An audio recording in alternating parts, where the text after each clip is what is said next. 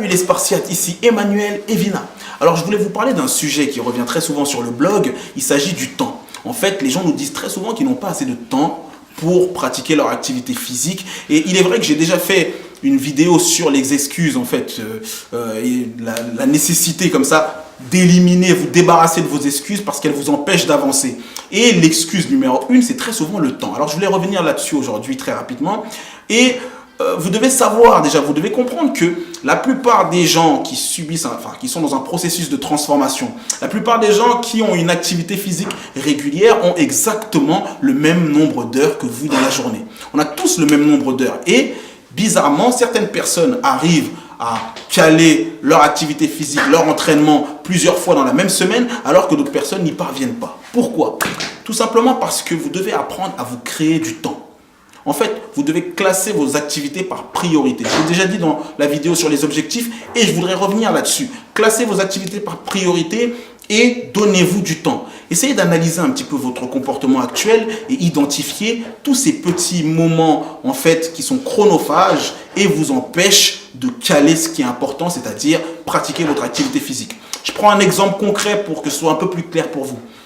Actuellement, en France, en moyenne, et je crois d'ailleurs que je suis en dessous de la moyenne quand je donne ces chiffres-là, mais la dernière fois que j'ai vérifié, les chiffres, c'était qu'en France, le Français moyen regarde la télévision environ 3 heures par jour.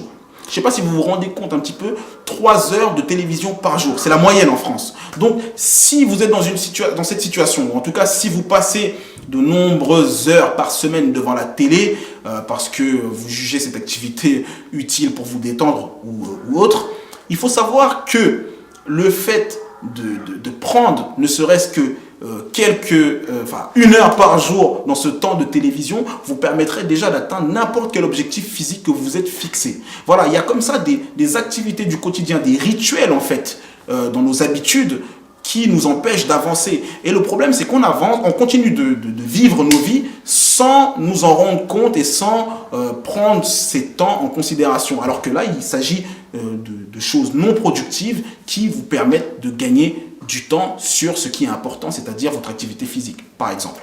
Donc, analysez dans votre comportement les différentes habitudes que vous avez et éliminez les tâches chronophages, comme regarder la télévision ou finalement toutes les activités non productives comme aller sur Facebook, aller sur les réseaux sociaux, etc.